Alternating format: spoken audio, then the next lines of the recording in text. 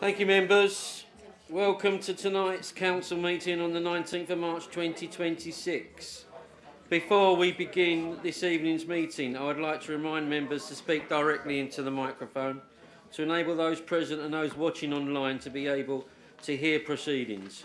Could all those present ensure their phones are turned to silent for the duration of the meeting? I will now move on to the business of tonight's agenda, and in doing so I will take this opportunity to remind you to ensure that any questions are relevant and concise.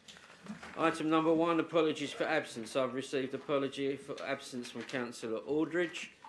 Are there any further apologies from absence? I do not see any hands raised. No apologies has been received though. Yeah, I understand. Item number 2, declarations of interest. Are there any declarations of interest to be made by members? I will take on block this evening the Essex County Councillors' declarations of interest. I see no declarations of interest. Moving on to item number 3. Do I have your agreement that the minutes of the council meeting held on the 12th of February 2026 are a true and correct record? I seek general consensus. Nods. Yeah, general consensus. Okay, I shall sign that presently.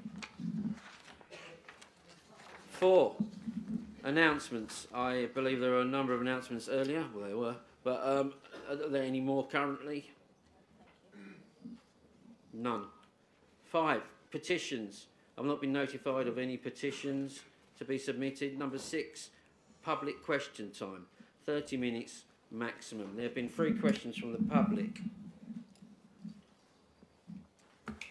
The procedure shall be as such that residents present will approach the mic, ask the question as written. The cabinet member will respond, and then the resident will have 1 supplementary question. The councillor will respond, and the resident will return to their seat. That is a procedure for public questions. Question number 1 from Miss McEwen.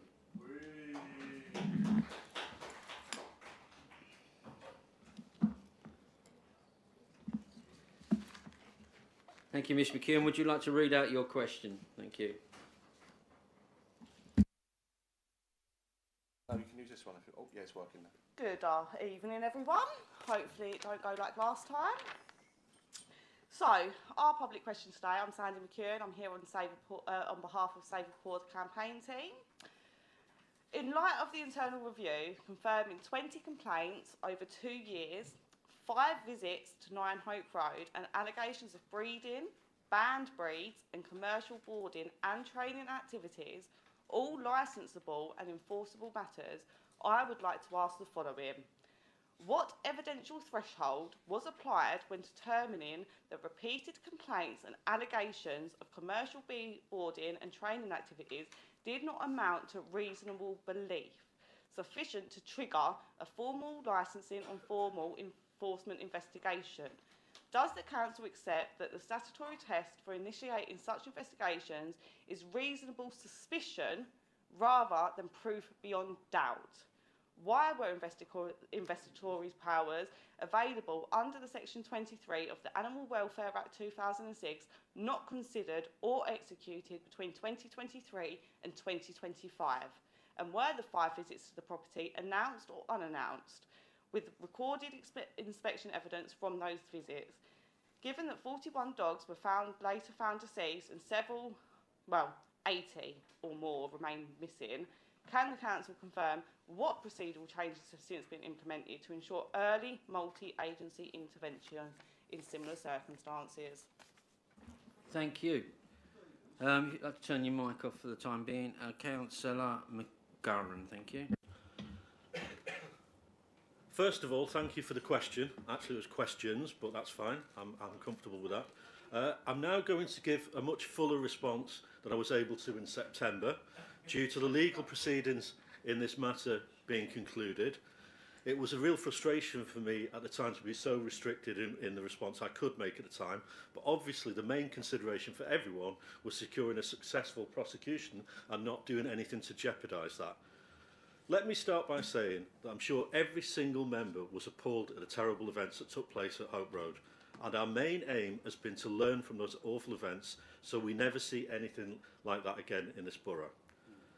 I will give a full response as I can, but I would urge anyone wanting to know more about this case to read the full report that was prepared by council staff and released within a few days of the criminal case coming to a conclusion, and please pay particular attention to the recommendations made as a result of that investigation. For clarity, the 20 complaints referenced in the report were not primarily about licensable animal activities. As stated, they related to, quotes, excessive noise, bonfires and possible dog breeding and commercial boarding. 5 of the 20 complaints concerned alleged licensable activity. I'll come back to that in a minute. The remainder related to bonfire, general noise or other non-licensable issues. This is the breakdown of complaints. Between February 2023 and September 2023, and I'm going to make no political points on the timeline here, 7 complaints about bonfires linked to building works, 4 complaints about dog barking, again no reference to licensable activity, 1 complaint about noise from car works, 1 complaint alleging dog breeding, February 2023, and 1 complaint alleging dog boarding, September 2023. Between July and August 2024, 2 complaints about dog barking, again no reference to licensable activity. In November 2024, this is the key one, 1 complaint alleging illegal breeding, banned breed and pet sitting, and even more crucially, April 2025 to 30 May 2025, 2 complaints alleging an unlicensed rescue centre, 1 complaint about dog barking and odour. All allegations relating to licensable activities were and continue to be investigated. As the report explains in detail, Basildon Borough Council applied the statutory test of reasonable belief based not on the number of complaints received, but on the presence of corroborating evidence, such as indications of a licensable activity, noise logs, or evidence of criminal offence. No licensable activities were substantiated at the time, or since for that matter, despite multiple allegations of visits to the property. For the Council, sufficient evidence required either direct observation of licensable activity, e.g. clear evidence of commercial boarding or breeding. For example, in relation to the breeding allegation, no adverts or sales of puppies under 6 months were found. A Data Protection Act request to Pets for Homes confirmed no listings, or alternatively, documentary or other supporting evidence from complainants such as logs, recordings or proof of trading that could substantiate the allegation. As neither form of evidence was available, the threshold for formal enforcement action was not met. Complainants were asked to provide noise logs or recordings, but unfortunately none of these were supplied. I regret that bitterly, but that is the fact of the matter. Matters involving potentially banned breeds fall under police jurisdiction, and all such allegations were referred accordingly. Dog training service and pet sitting carried out in an owner's home are not licensable activities under current regulations. The Council's enforcement process for licensable activities follows a stepped approach. The initial aim is to inform and encourage the operator to obtain the appropriate licence so they can actively be regulated. If they fail to do so and continue the activity, escalation to formal enforcement is then considered. In terms of the second element of the question, inspectors or police may apply for a warrant under Section 23 of the Animal Welfare Act 2006, but only where reasonable grounds exist. The Council's ability to exercise Section 23 powers is discretionary, and it does not hold dedicated resources for this type of enforcement activity. By contrast, the Council does have statutory responsibilities and dedicated resources for animal welfare matters that fall under the Animal Activity Licensing Regulations. However, rescue centres and rehoming operations are not currently included within the scope of these regulations, meaning they do not fall under the Council's licensing, enforcement or routine inspection framework. The report makes clear that Basildon Borough Council... Sorry, I've lost my place, just bear with me a second. Sorry, just bear with me.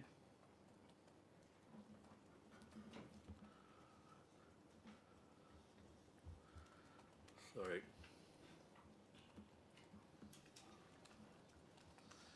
as I said, it is quite a lengthy answer, but I do want to deal with as many issues as possible. The report makes clear that Basildon Borough Council treated reasonable belief grounds as dependent not on the volume of complaints, but on corroborating evidence as evidence of licensable activities,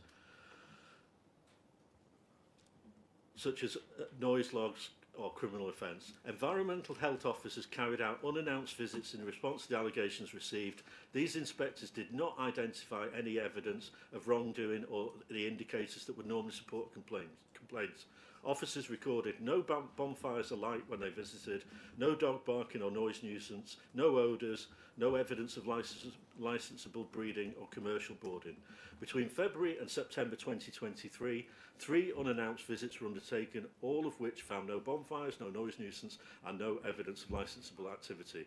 With no further contact from complainants, the cases were closed in line with standard practice. A further allegation in late 2024 again produced no evidence of licensable activity. A separate report involving a potentially banned breed was correctly referred to Essex Police, as the council is not the enforcing authority. In April 2025, finally, new concerns were raised regarding missing dogs. This prompted a joint response involving the police, the RSPCA and the council, leading to a police-led visit in May. The recommendations set out at the end of the report outline the procedural changes the council has adopted.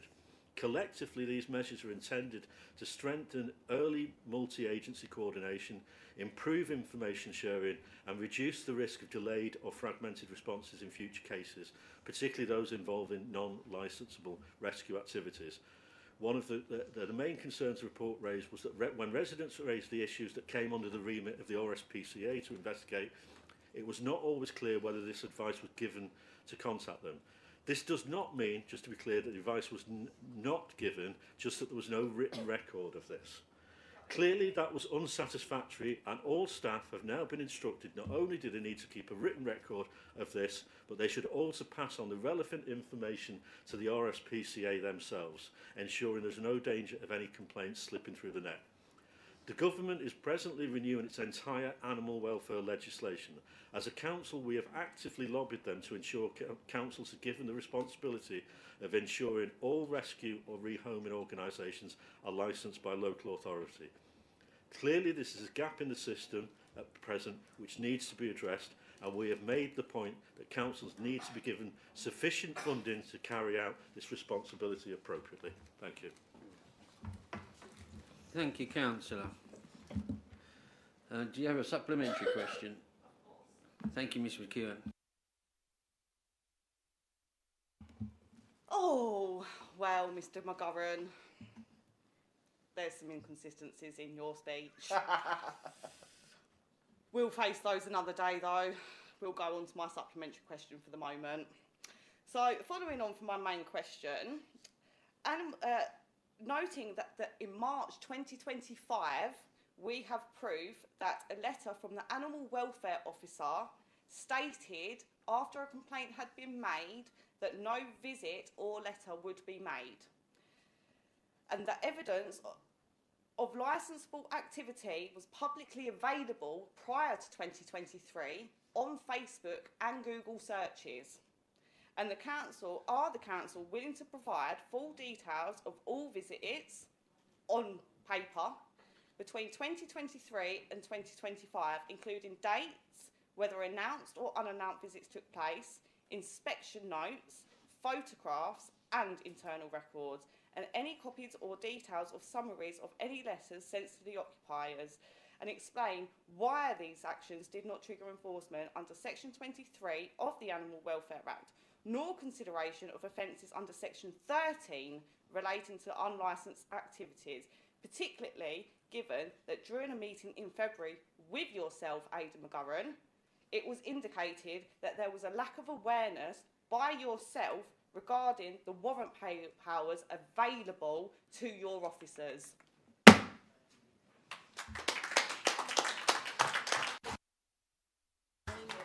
Councillor Callaghan. Thank you. Sorry, it says Jessica Power on the... you pressed the wrong button. Can you press the other one? Sorry. Sorry, Councillor McGarren.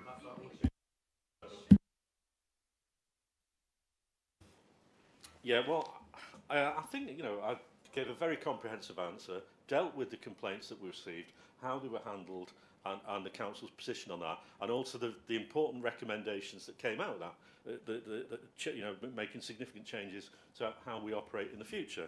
So I don't think I need to go over all that again. In terms of this letter that the resident mentions from March 2025, send it to me. Yeah, I said send it to me, not show it to me. Send it to me because... No? Send it to me because what I'm being told by the officers who've been very diligently going through that is it does not state what you're saying it states. The fact that there is a letter is one issue. What it actually states and how clear it is on what you're alleging is a completely different issue altogether. In terms of why it didn't lead to enforcement earlier, I've been very clear on that. I've been incredibly clear, and Sorry, I'm just going to intervene there. You let him finish in answering his questions, okay? Councillor McGurran. sorry, I refrain from making a political point. No, I have. I've studiously avoided making any political point.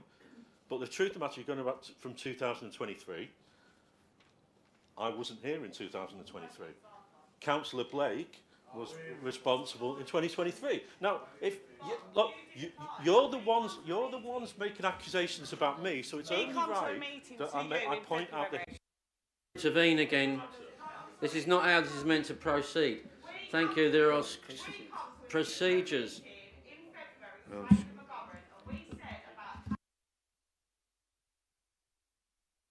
Have the powers to get a warrant and inspect properties. You didn't even...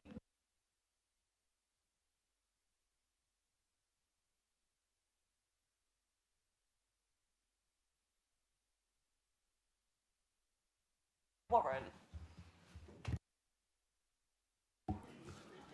Can I speak now? Right. Yet again, I've been interrupted. Yet again, accusations have been made. I'm a cabinet member. I am guided by officers. I'll be honest. I'm not perfect. I don't know every regulation pertaining to everything. As my poor sainted mother once said, there was one perfect person that walked the earth and he ended up being nailed to a cross. So the fact is, I seek guidance from officers and I ensure that then that procedures are followed properly. Now, like I say, there's a very detailed report. It explains the timeline. It explains what we've got. But I think I understand the frustration about what happened to the dogs. Of course I do. I think we all do. But I think the misunderstanding, and maybe it's more than a misunderstanding, is that we, as a council, are somehow omnipotent, that we have powers that we simply don't have. We have to operate within the regulations that exist and provide evidence to support them. We can't just storm into someone's house because we want to. It doesn't work like that. And if people who'd complained had filled it, had done the noise logger, of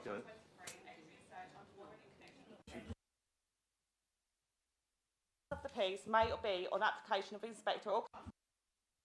Thank you. Or a We've had one question and one answer. The power to issue a warrant under subsection... only if the justice... I'm going to ask you to resume your seat. A, that there is reasonable grounds for belief... Or 2, that evidence of the commission of a relevant offence is to be found on the premises and that section 52 is satisfied in relation to the premises. 3, in this section, relevant offence means an offence under any section of 4 to 9, 13.6 and 34.9. So trying to tell me you haven't got the powers to inspect and go to these properties is absolutely ludicrous. You do have the powers, you are a councillor, you are the cabinet member and you should know what powers fall within your officers. No, here.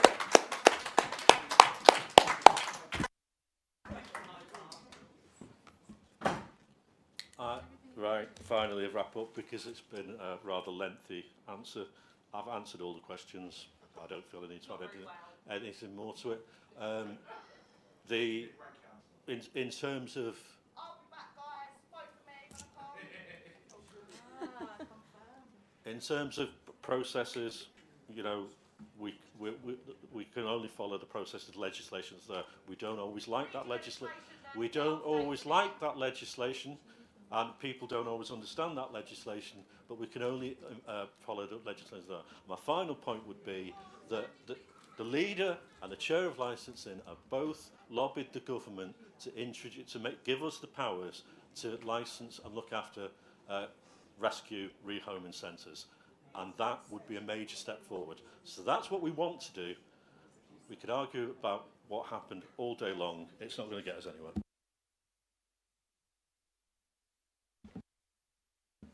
Thank you. Question number 2 from Councillor no, not Councillor anymore, Mr. Jackman. Is Mr. Jackman present? He will be given a written response. Question number 3 from Miss Borkris. Are you present? She will be given a written response. Moving on to item number 7, members' question time. 30 minutes. There have been 7 questions submitted by members. 1 supplementary question is permitted. When the 30-minute time limit is reached, you will receive a response in writing. Question number 1 is from Councillor Eunice Brockman. Would you like to stand and read your question, please? Thank you, Mr. Mayor. Will the leader urgently engage with Network Rail to ensure that children from Shotgate can travel safely to school, given the planned closure of the pedestrian crossing due to the planning approval of the Martin Grant development? The alternative route along Southend Road involves a very narrow underbridge footpath and is prone to flooding, creating significant safety risks. Councillor Brown. Yeah, the question came in. I'll be answering the question if that's okay, Eunice. You're absolutely right to raise this issue. When we're looking at the safety of people's travel, whether that's kids going to school, people going to work, people jumping on a train for leisure, going to a football match, whatever it might look like, it's important that that area is safe. I think what we need to recognise is that area has lots of safety issues right now that Network Rail themselves have flagged up before any further development was taken place there.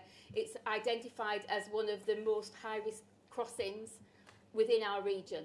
So it is an area that Essex County Council as highways and the Network Rail are highly aware of as being a danger spot, if you like.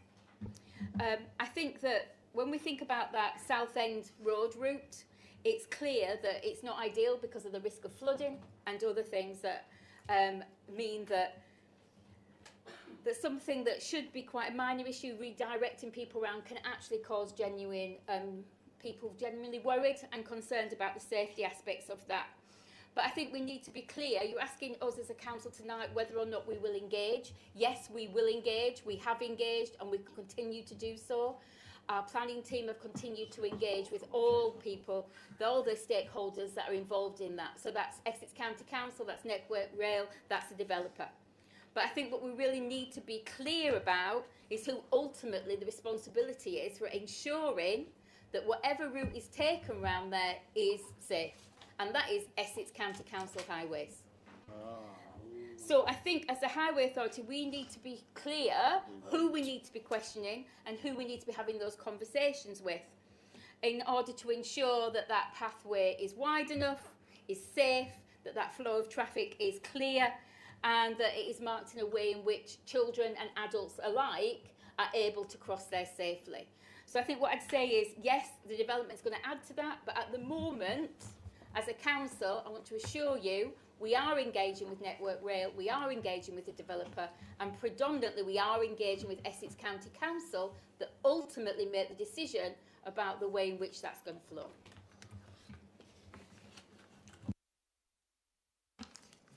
Councillor Brockham, do you have a supplementary question? Thank you. Thanks for that, Adele. Yeah, it was really good. Shame that Gavin couldn't get up and do it himself, but there you go.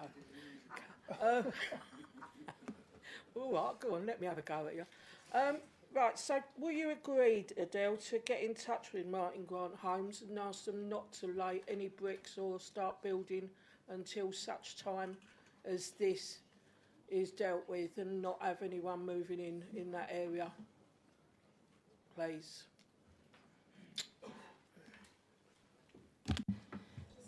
So, Eunice, as you know, once that planning application is passed, within that planning application it quite clearly says what needs to happen to that crossing before it can progress. The decision about where it's triggered and what happens around that crossing, what that looks like, all comes down to highways. We as a council cannot determine when a developer can and can't build because of a road crossing and that junction, which we've identified as somewhere Network Rail and Essex County Council already acknowledge is a very dangerous crossing for children and adults alike. So it's up to Essex County Council to determine, because they are the highways authority, what can and can't happen in terms of ensuring that crossing is safe. Come back to me in 2028 when we've got LGR and I'm in charge of highways, and I will fix it for you.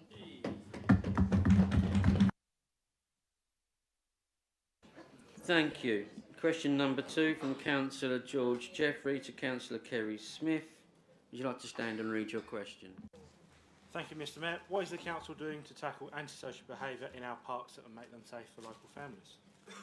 Councillor Smith. Thank you, Mr. Mayor. And before I forget to say congratulations with your retirement and that of Stuart Allen, either one of you can politely indicate, and I'll be your best friend if you was last week's Euro Million lottery rollover, because they won't say you won that 181 million. If it's either of you, I'll be your best friend. Right, now it's on to serious stuff for Councillor Jeffries. I want to outline the work the council is doing to tackle antisocial behaviour in our parks and open spaces, and how we are working to ensure these areas remain safe, welcoming and enjoyable for all. As many of you are aware, we have introduced the Borough-wide Public Space Protection Order, or PSPOs. This is a key tool that gives us the legal framework to address behaviours that negatively impact our public spaces and the people who use them. Under this order, a number of activities are prohibited across several parks. These include the illegal use of motor vehicles, antisocial cycling, forgive me, I'm not speaking Cockney here, pony and trap activity, and alcohol-related antisocial behaviour. The PSPO is in place until March 28 and is reviewed annually to ensure it remains fair, proportionate and effective. Where breaches occur, enforcement action can be taken.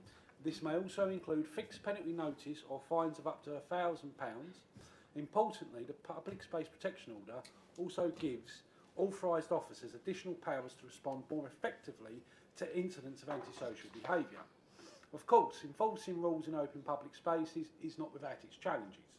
It is not always easy to identify or stop individuals. However, the presence of the Public Space Protection Order alongside clear signage in our parks acts as a strong deterrent and sets out clear expectations for behaviour. Central to our approach is a partnership working.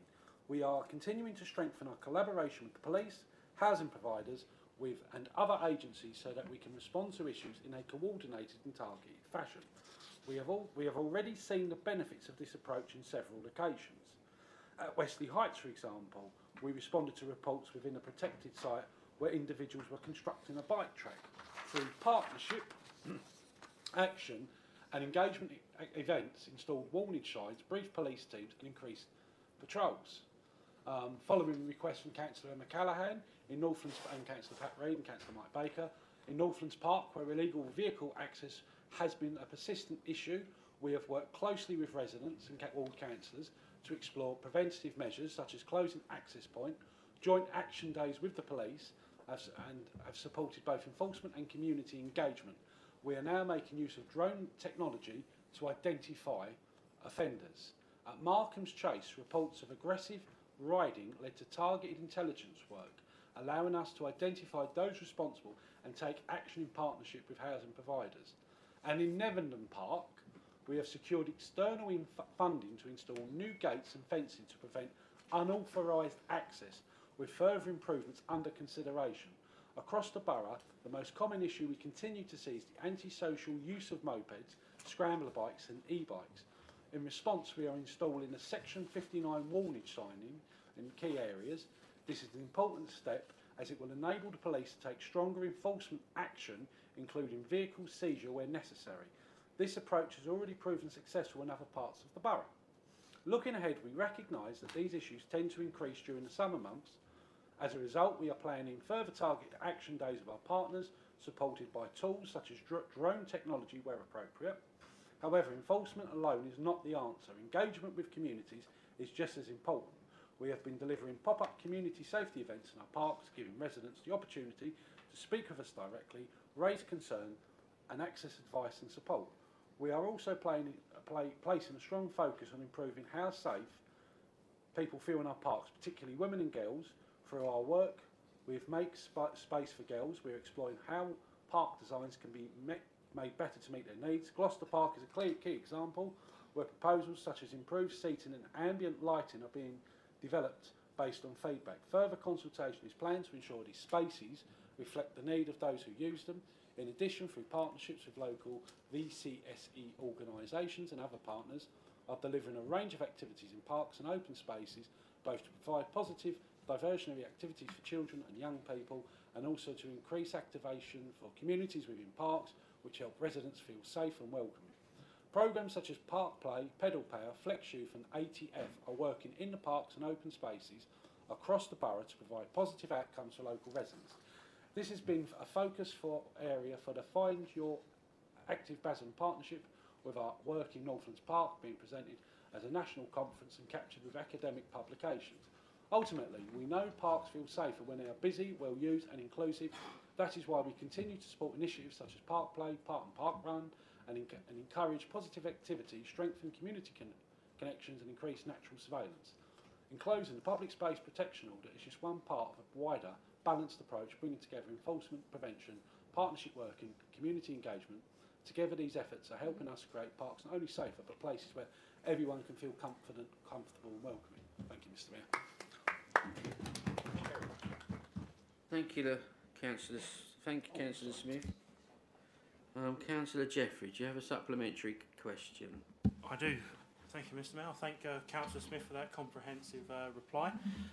As we saw earlier this year with quad bikes tearing up Netherden Park, captured by my colleague Councillor Myers, this is not actually an isolated issue of antisocial behaviour in Wickford's parks, and actually on the same day those vehicles were seen driving through our high street in an antisocial manner, which was putting residents at risk and undermining community safety. Now, given that, can the Cabinet Member ensure that funding secured from the Police, Fire and Crime Commissioner, Roger Hurst, is delivered without unnecessary delay?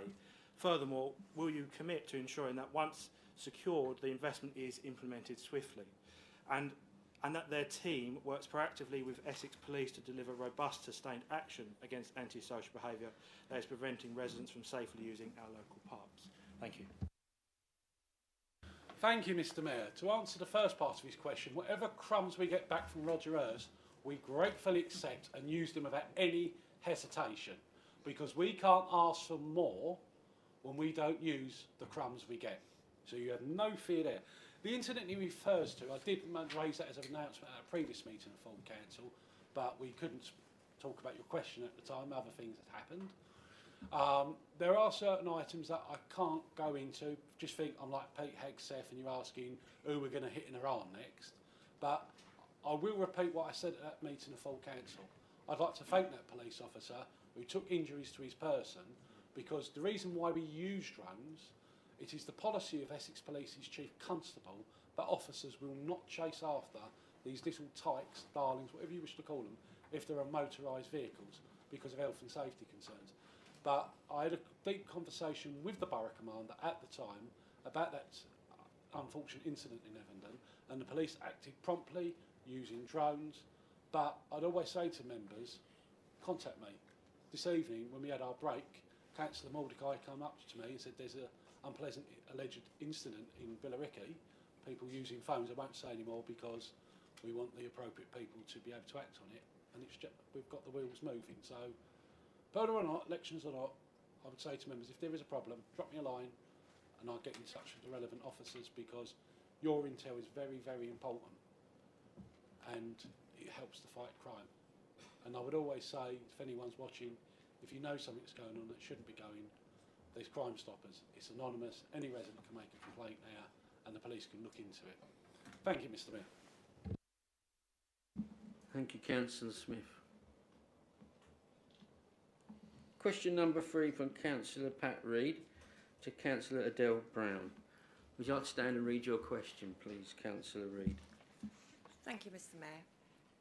Could the Member for Housing and Infrastructure update the Council on what this administration is doing to increase the supply of homes for local people across the Basildon Borough, please?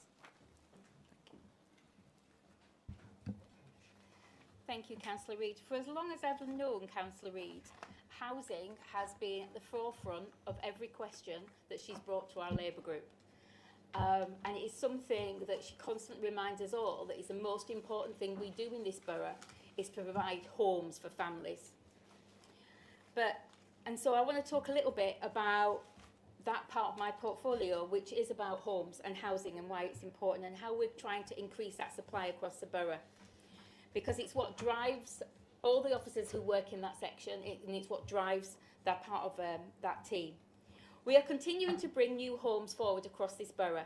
Since May 2024, 383 homes were granted permission, and up to March 2025, a further 947 homes between April 2025 and March 2026, with a further 417 homes recently sought approval. Since May 2024, we have brought forward 470 affordable homes have been given permission, and there are a further 200 shortly to come forward. This means we have more homes for local people. We have more homes that local people can realistically afford. Affordable homes comes under many different guises. It comes with reduced private rents. Sometimes it's shared ownership. Sometimes it's reduced first-time buyer discounts. Sometimes it's social homes that the council operate and own. And we have sought to get a mixture that reflects the housing market that we have here in our borough. And just as importantly, we want to make sure that the homes that are brought forward are able to be accessed for the people that live within this borough. And that's why we have brought forward that Basildon First Home Charter that Councillor Jess Powers talked about earlier. We have now had approximately 2,700 homes where the developer has signed up to that charter. That is significant because that's 2,700 homes that are going to be marketed to people within this borough first. We're still trying to deliver more directly, and we're looking at some of the important things around providing council homes. We all know we've got around 4,000 families on that waiting list and we don't have enough homes, and we have a programme that over the next 10 years we're going to ensure those homes come forward. But we have up to date 227 new council homes. We've acquired council homes into our stock, and we're going to continue to do so. Like I say, in the next 5 years we're going to have around another 2,000, and we're going to move forward over the next 10 years to ensure that 4,000 waiting list is down to 0. Temporary accommodation has also been something we've focused on.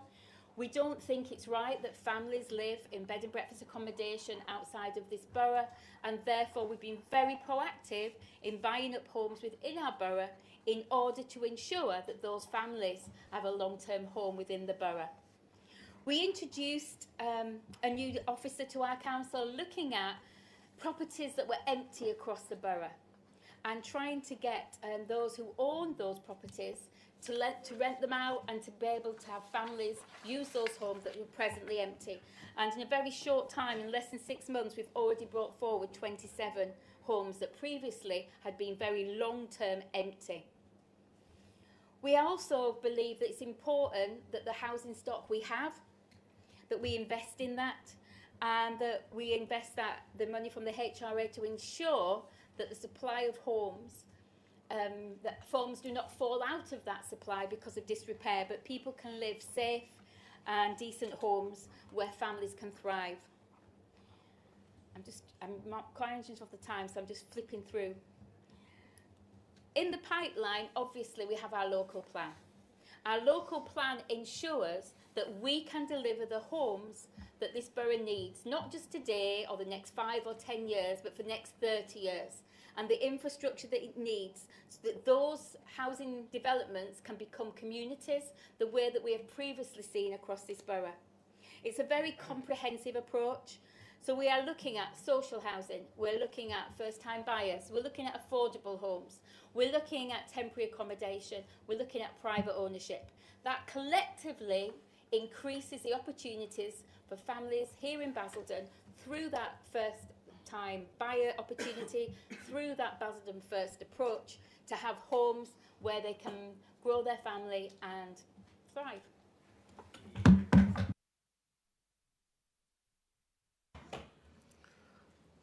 Councillor Reid, do you have a supplementary question? Thank you. Thank you, Mr. Mayor. As councillors, we all have casework, and I have several bits of casework where people email me saying their families or members of their family have been on the waiting list, but other people seem to be getting houses before them. So I know you've told us, but can you please reiterate what assurance do we have that these homes will be for local residents first, and in particular those who are on our waiting list? Thank you. I'd be really remiss if I didn't mention Councillor Webb and Councillor Baker and the way in which they run the Housing Scrutiny Committee.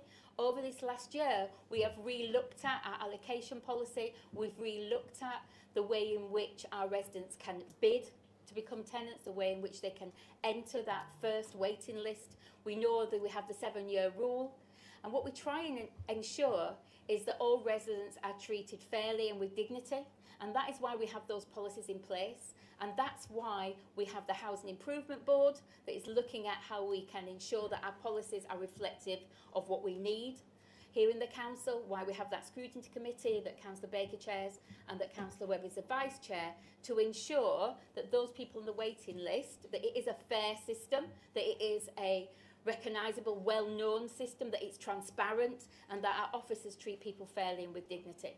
But you can be assured this administration wants to build more council homes, wants to ensure less families are on that waiting list, wants to remove families from temporary accommodation, and are doing everything we can to ensure that that happens.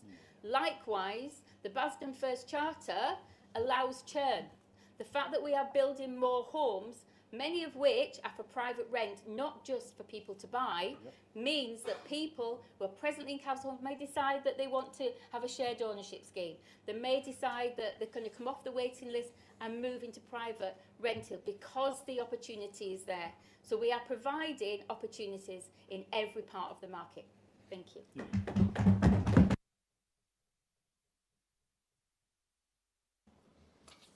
Thank you. Moving on to question number 4. From Councillor Andrew Schrader to Councillor Gavin Callaghan. Councillor Schrader, would you like to stand up and read your question? Thank you. Thank you, Mr. Mayor. The leader has often bemoaned that we never ask any questions about LGR, so keen to oblige. Here I am. Does the administration remain committed to delivering local government reorganisation? Councillor Callaghan. Yes. Does Councillor Schrader have a supplementary question? Councillor Schrader certainly does, Mr. Mayor. I'm, of course, heartened by the leader's reply. You can imagine my alarm, sir, when I read on the BBC, no less, the leader's published remarks following his government's screeching U-turn on the cancellation of local elections, in which Councillor Callaghan said, and I quote, "There is no doubt that LGR in Essex is over." So it could be argued, Mr. Mayor, he's sending out slightly mixed messages on this issue. So can the leader confirm, notwithstanding his anger at the Prime Minister and what he called the impossible situation the council has been placed in by the sheer incompetence of central government, quote, that he's confident we can progress LGR within current timeframes, even while fighting the local elections he told us would make that impossible? Or does he foresee slippage beyond 2028? Thank you. Councillor Callaghan. I thank Councillor Schrader for his question and for reading the quotes that I gave. 48 hours after the decision was made, there is of course a difference. I'm willing to stand up to my government. They won't even stand up to Essex County Council on that side. The reason I was able to answer yes on the first question is because he was asking specifically about whether this administration is committed to LGR, and the answer to that is yes, we are committed to it, but there is a reality, and the reality is, if I am being honest with you, that I think that this is going to become more difficult as we move beyond the election on the 7th of May. Now, the reason we are committed to it, as I have said previously, residents are always staggered, including just last night at a public meeting I held in Vange, when I explained that over 2/3 of the council tax that we collect every single month disappears out of Basildon Council and heads off to Chelmsford. It is a complete and utter nonsense. We have spent an hour and a half tonight debating about money that is for Basildon that should be being held here in our accounts that can then be spent locally. That is not, it's up in Chelmsford. And you know, Bewley Park is looking wonderful with a brand new bus service for children in Billericay to head off into Chelmsford. We've got the Lords and Ladies projects in North Essex being funded whenever they like. And here in Essex, in South Essex, we are seeing our roads and our infrastructure crumbling and outcomes getting worse for our residents. Everybody knows that my administration in 2021 passed a planning application for a youth zone. In one of the biggest and worst acts of social vandalism, the incoming Conservative administration scrapped that youth zone. We are bringing that back to the planning committee this year, but there is not a single county anywhere in England that lost more youth services since 2010 than the county of Essex when the Tories slashed youth services. So being out of Essex County Council, being out of the two-tier system, enables us to take more control over our destiny. But there is a reality, as I said. He asks me, do I foresee slippage? And the truth is, I do, if I'm being honest with you.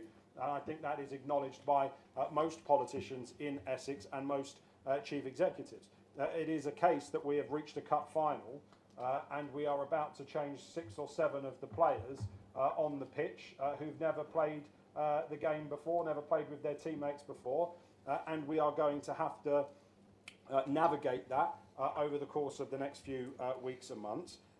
It is also right that any new incoming administration of whatever political colour in whatever council in Essex has a right to review the business cases.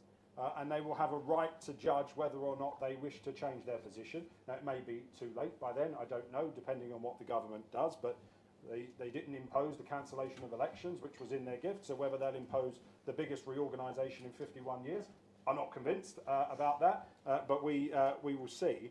And I think actually it was Councillor Spence at Essex County Council who actually has said that in relation to adult social care, he has very grave concerns about the potential incoming changes at County Hall and what that may mean for adult social care, because this is complex. I have always been upfront about that. Local government reorganisation is not front page news in an age of populist politics. So it is not going to be something that is going to generate headlines over and above. And we also need to be clear that, you know, just tonight, the breaking news that we have seen, that Nigel Farage has confirmed that Reform UK will seek to block local government reorganisation. That is reform against reform. They want to entrench the same old tired system with all of the problems that we see. And so it is very clear now that if you want to ensure that potholes get filled, if you want to ensure that street lights get turned on, if you want to ensure that youth zones and youth services are committed, we have to get out of Essex County Council. We have to abolish the two-tier system, and the only ones on the ballot paper who are going for that are the Independents and Labour.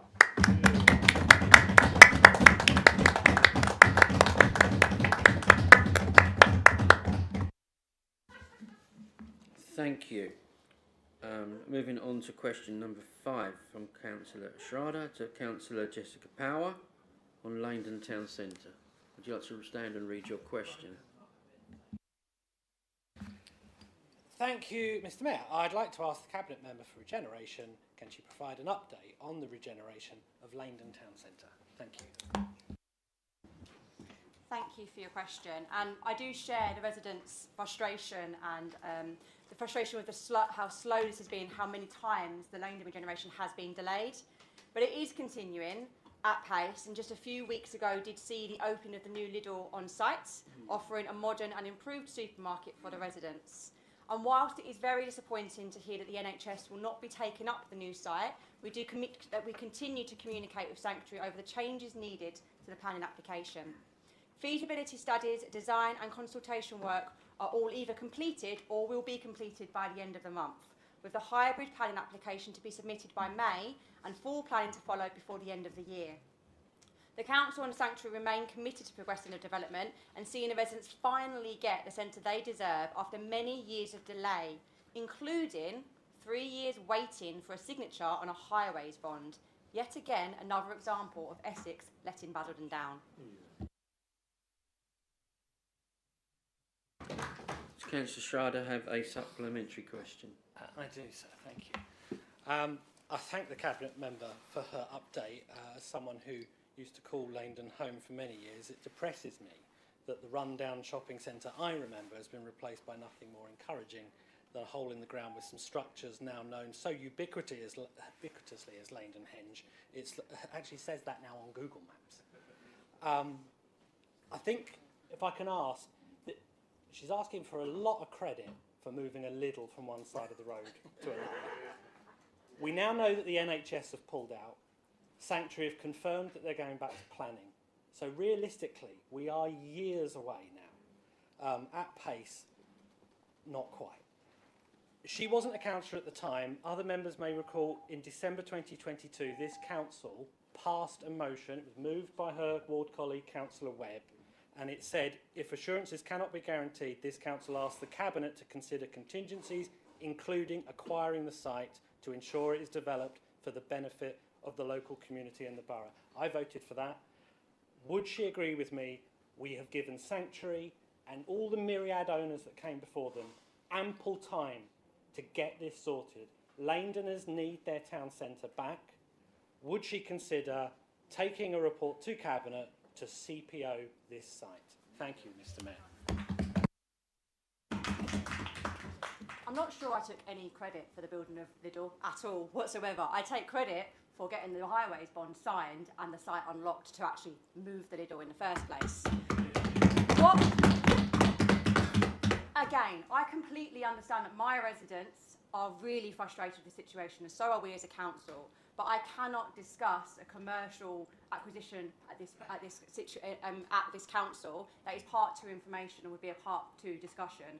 But we are considering all options, and we will continue working with Sanctuary. I don't know what other choice we have right now, but to continue supporting the planning application at pace, and our officers yet again are working as hard as they can to get that through as quickly as possible, as proven by the fact they are completing all of it by this month, and it will be in by May. Thank you. Thank you, Councillor. And that concludes members' question time. The remaining questions will be answered in writing.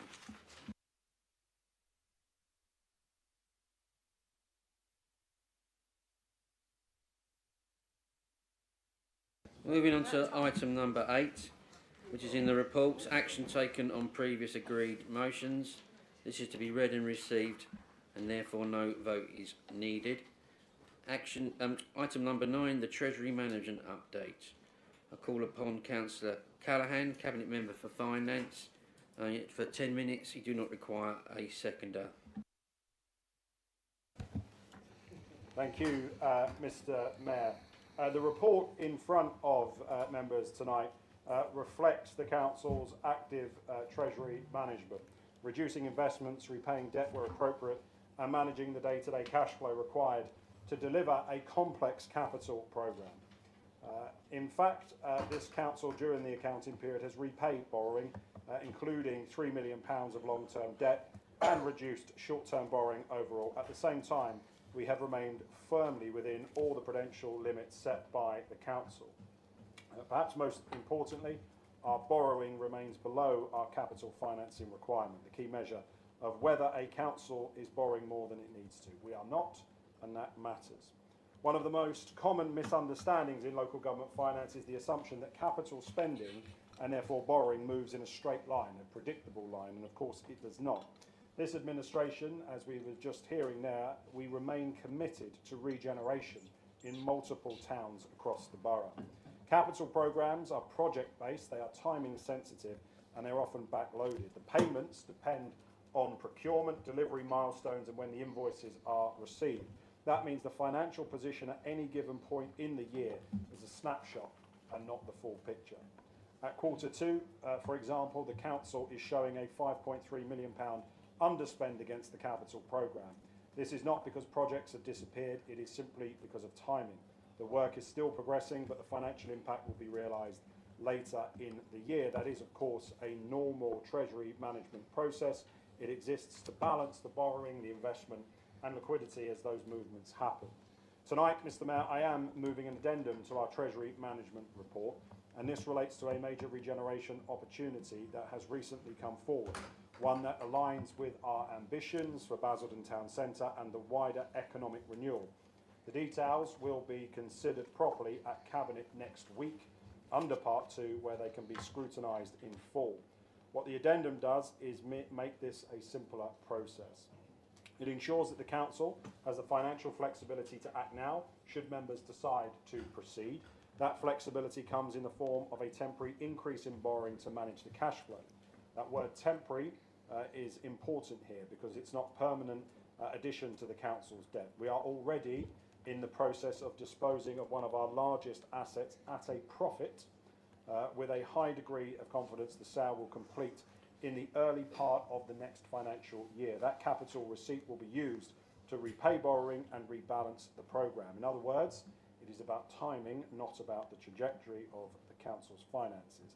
There may be a short-term increase in the general fund debt, but there will be no long-term increase in the Council's overall position as a result of the decision if Council agrees to it tonight.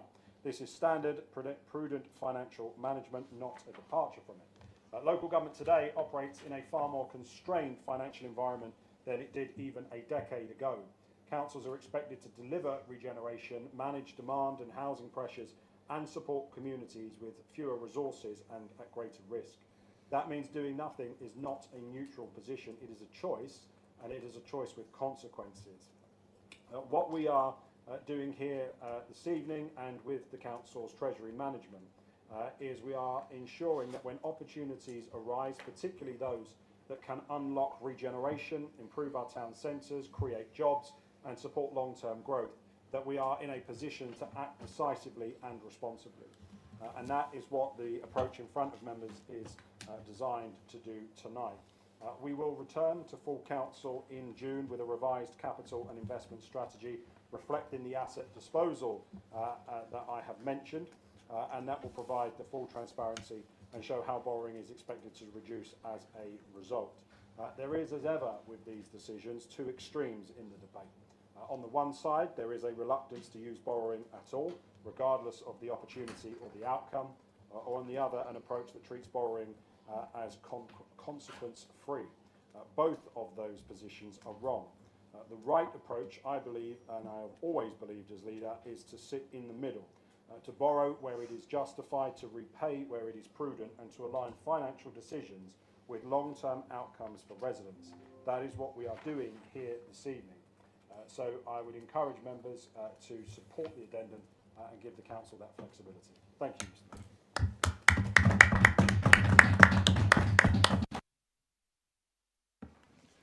Thank you, Councillor Callaghan. The matter is now open for debate.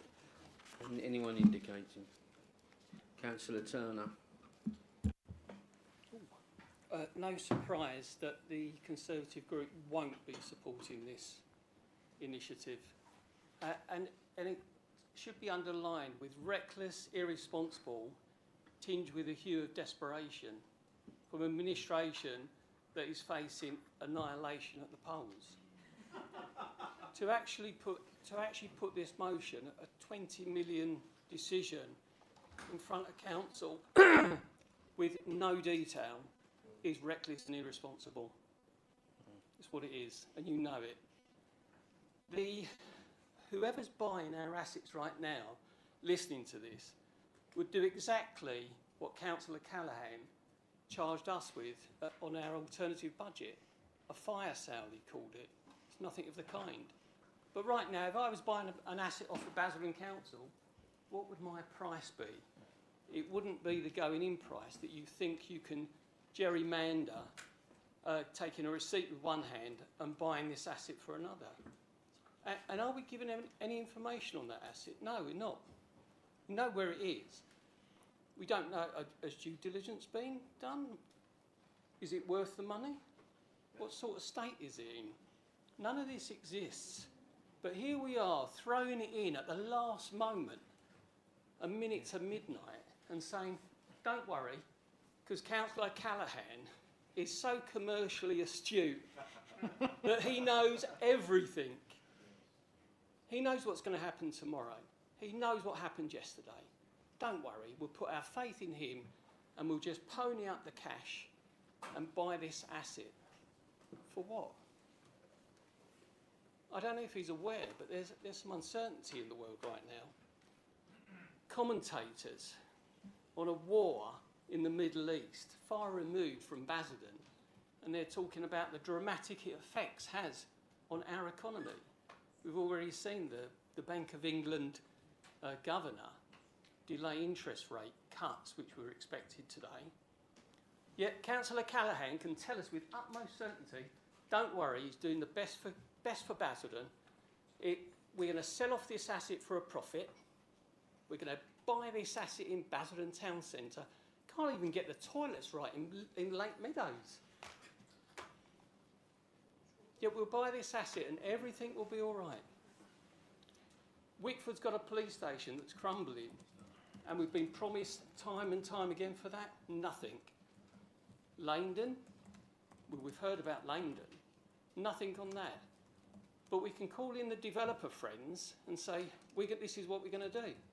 Don't worry, we'll buy this asset off you for the good of Basildon. And right now, the prudential indicators may be saying you can do this, but with an uncertain world, a high element of risk, who knows where we will be tomorrow? That is not in the interest of Basildon Borough or its residents. And we are acting highly commercial. There are commercial operators out there that wouldn't take this deal. They would turn away. In fact, we know at least one that has turned away from it. Yet little old Basildon Borough, with its 700 million debt mounting, and growing by the sounds of it, we can do this because we've got all these assets. And one of the assets they'd like to pony up is the housing revenue account. Good luck with that one, because you won't be able to access that in any way, shape or form. And if you do sell it off, the debt goes with it. So here we have an administration in the twilight of that administration, and they're coming to this council to say, don't worry, let's just give the money over. It's all for the greater good. Make Basildon great again. And it's an absolutely appalling stance. This decision shouldn't be made now. It should be made after May, when we see what the composition of the new council is. And if you're so confident that you'll be back with this report in June, then defer it. Because that's what we should be doing, Mr. Mayor. We should be deferring a decision that ties Basildon Borough and its residents into who knows what. None of us know, not even Councillor Callaghan, with his absolute foresight on the future and tomorrow. We won't be voting for this, or we won't be voting for any of the strategic Treasury management stuff that comes forward. Because right now, we don't know what position in. I'll just finish on this, Chairman. Yeah. Don't take my word for it. Sorry, Mayor. Don't take my word for it. The auditor has already qualified it. And if you don't listen to them, then you're not listening to anybody. Thank you, Mr. Mayor.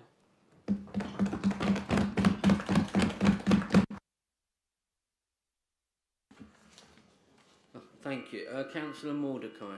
Any other one want to speak? Councillor Journay. Okay, that'll be it. We'll move back to Councillor Callaghan.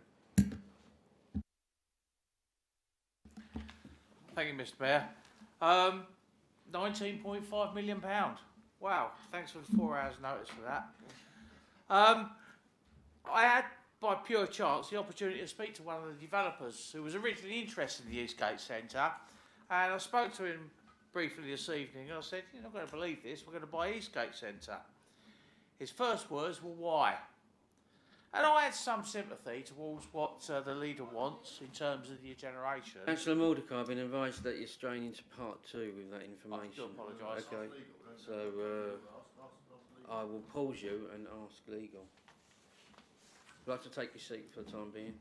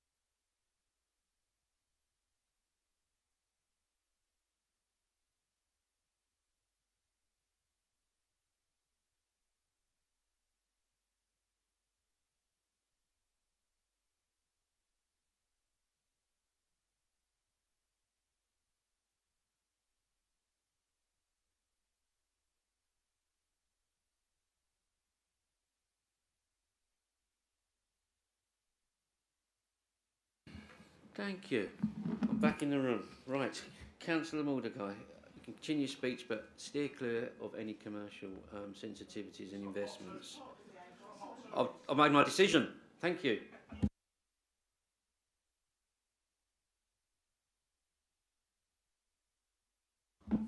Shut me down if I go over the then. Okay, I won't take offence. So I asked the question, would you buy it? And the reply was no. So I then said, well, why not? You're a commercial business, you were interested in the first instance.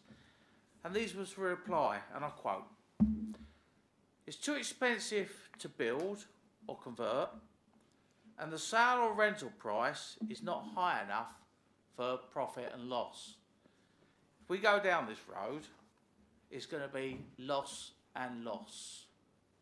I just can't see, I can understand to a certain extent why you want to do it, but I just don't think the money and the amount of debt we're going to be in will justify it in the longer term. Thank you, Mr. Mayor. Thank you very much. Councillor Journet. Thank you very much, Mr. Mayor.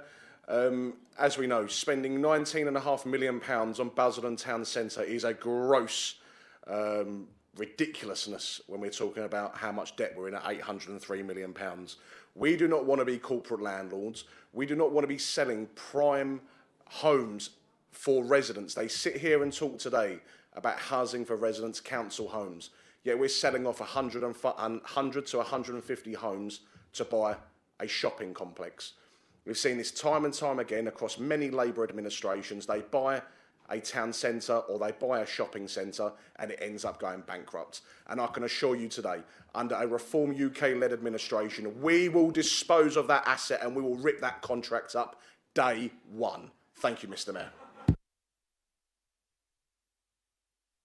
Thank you. There being no further speakers. Councillor Callaghan, would you like to wrap up? You have 5 minutes. Okay. I mean, look, on that last point from Councillor Genet, I noticed he didn't declare an interest in the issue around the Eastgate Shopping Centre, but there we go.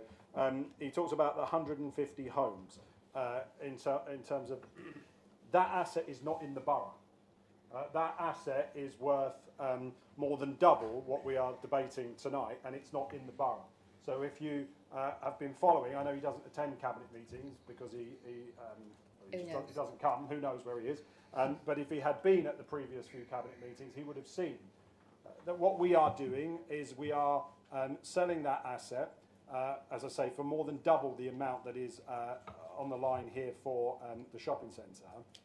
And we are using the remaining funding to acquire Southgate House, Kelting House and Northgate House. Now, they are two buildings that when Councillor Turner was the leader of the council, he had the opportunity to purchase. He chose not to, and the consequence was that London boroughs chose to buy those properties, and they moved London's homeless. He constantly goes on about Sadiq Khan's housing, but it was London boroughs that moved that. Well, it is true, because we know who bought it. So you had the opportunity, and it was going to happen with Acorn House, and we stepped in. Thank you. It is true.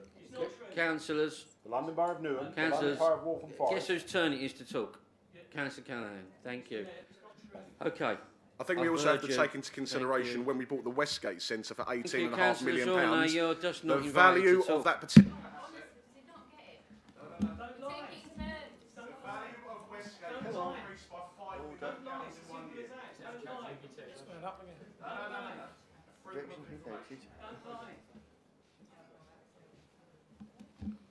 Thank you. The objection has been noted. Councillor Callaghan. Okay. The value of Westgate has reduced by £5 million in 1 year. We've lost five. We've lost £5 million in 1 calendar year. Councillor, it's not your turn to talk. No. It's the end of the debate. Dan, take it. I know he's desperate to beat me, but he needs to listen to me because we're actually supposed to be having a debate. He's had his say, and now I'll have my say. He's quoted a figure there about the Westgate. The figure that he's quoted was before vacant possession, and it was before a planning application went in for a 90-room hotel and over 100 residential unit plus 4 retail units. So it's not. It hasn't lost £5 million. Okay. Councillor, look at the date. Look at the date of the FOI, and then look at the date of the planning application that went in. Okay, thank you. Okay, thank you. Wait a minute. Thank you. Point of order. Point of order, Mr. Mayor. 22B against Sam Journo. Councillor Journo. I said before, 22B is an escalation of 23A. Okay. Councillor Journey, I'd have to warn you that if you proceed to interrupt Councillor Callaghan's final roundup, then we will have to move to take action. Okay? But thank you. We will proceed. Finally, item. Thank you, Mr. Mayor. I hope I get my time because there's a lot being said there, and it's important that we don't allow these lies and mistruths to circulate. The Westgate Shopping Centre has not lost that money. The Westgate Shopping Centre has had vacant possession, and it has had a planning application that has passed through the planning process that has now added significant value. The idea that you buy a building, get planning permission, and it loses that value is scary that that individual is on the planning committee and he doesn't seem to understand it. He also talks about how we buy commercial assets and they all go bankrupt. Again, the last time we were in here, on the 12th of February, we had a debate and we looked at the commercial assets. The commercial assets of this council are generating £3.5 million of profit every single year that is paying for the weekly black bin collections, paying for the street lights to be on. If you are coming in saying that on day one you're going to rip those contracts up and you're going to get us out of it and you're going to have a fire sale, you've just put a £3.5 million black hole into your budget for next year. On top of the 5% council tax cut that he's going to introduce as well, he's now a £6 million black hole, and he's not even won his re-election campaign yet. So that is some going, I have to say. On Councillor Mordecai, I have no idea who Councillor Mordecai has been talking to. It may very well be a credible source, Councillor, but you didn't tell us who they were. You just said you had a chat with someone and decided that you were going to talk down the town and say that it was a bad acquisition. What you haven't talked about is the fact that we have been, it will go to Cabinet again next week, we are proceeding with a brand new hospital, GP practice and NHS walk-in centre going into the Eastgate Shopping Centre. That will add 200,000 visits a year to the Eastgate Shopping Centre. M&S Food have agreed to come into the commercial units at the Eastgate Hospital when it comes. With your indulgence, Mr. Mayor, I want to make these final points. So when you start to see the value that the regeneration is adding, you can't just judge it based on this, and you don't have to take my word for it. And this, with respect to Councillor Turner, you don't have to take my word for it. The council has Red Book valuations undertaken by Avison and Young. It doesn't matter if Councillor Turner is the leader of the council, if Councillor Genet, God forbid, is the leader of the council, if anyone on this side is the leader of the council. The council has I need some time here. The council has to have an independent financial assessment, a Red Book valuation that is undertaken by AY. So we cannot. It's why we have ended up in the situation we've ended up in with Heriots and the situation in Wickford, because the Red Book valuation did not allow the council to spend over the odds buying that site. And even with a hope value, a regeneration value, we could not take through a process to CPO that site on that money. But I do find it strange.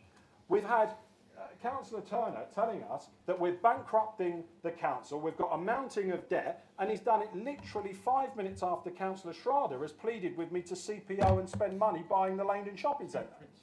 So the left hand doesn't know what the right hand is doing in that Conservative group. Again, I would ask people to understand, nobody tonight is asking the council to acquire anything. We are not asking anybody to make a decision to buy. That decision will be taken by Cabinet next Wednesday. So what we are being asked to do tonight is a temporary change to the council's cash flow situation. But what you also never hear when they talk about debt, and this is critically important, they never talk about temporary accommodation. Because temporary accommodation is the driver of the council's revenue budget gap at the moment. Over £5.5 million last year. The reason why we are buying and acquiring Northgate House, Kelting House, the reason why we are bringing over 130 properties into the council's general fund portfolio is to reduce the amount of money that we are spending on temporary accommodation. So if you're not going to do that, you have to then tell us, on top of your £6 million black hole, where you are going to fund temporary accommodation from next year. And I will make this final point, Mr. Mayor. You heard it from both Reform and from the Billericay Tories tonight. On day one, regeneration dies in Basildon. Right? That is what happens. Because what you get London boroughs buying. Point of order, those Mr. Mayor, buildings. 23A, impugning a member. I did not say regeneration was dead. Thank you. He said he ripped up the contract. Thank you. There is nothing in there that impugned a member. Thank you. Councillor Callaghan, you have 30 seconds. You can't say that you're going to rip up a contract and then at the same time not understand that that has a devastating effect on the regeneration programme for Basildon. And this idea that we just defer these decisions, these are commercial decisions. If you defer the decision to June, you lose the opportunity. You lose the opportunity, you can't then be surprised if the London Borough of Newham or Waltham Forest or Hackney come in and buy up those properties and start housing their homeless people here, just as they did at Trafford House, just as they did at Northgate House and Kelting House when Councillor Turner refused to do the right thing, step in and buy those properties. So we understand on this side of the council, regeneration is important. Basildon is getting better under this administration. The public know it, the public see it, and we've heard very clearly tonight, if you elect Reform or the Billericay Tories, regeneration is dead in Basildon.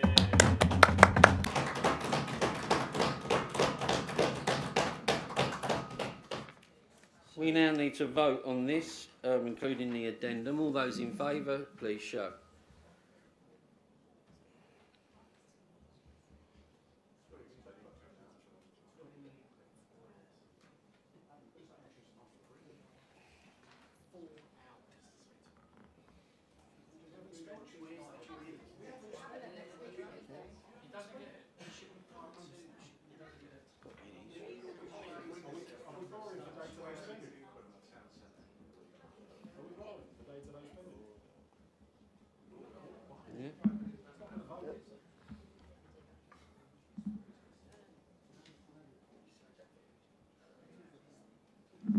All those against?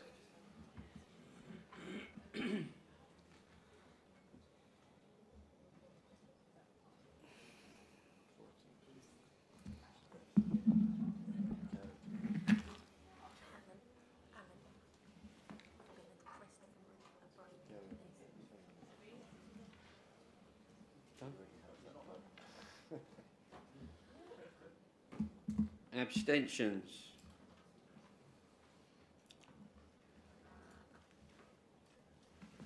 Thank you, that has been carried. I'm now going to call a 15-minute break and be back here at 10 past 10. Thank you.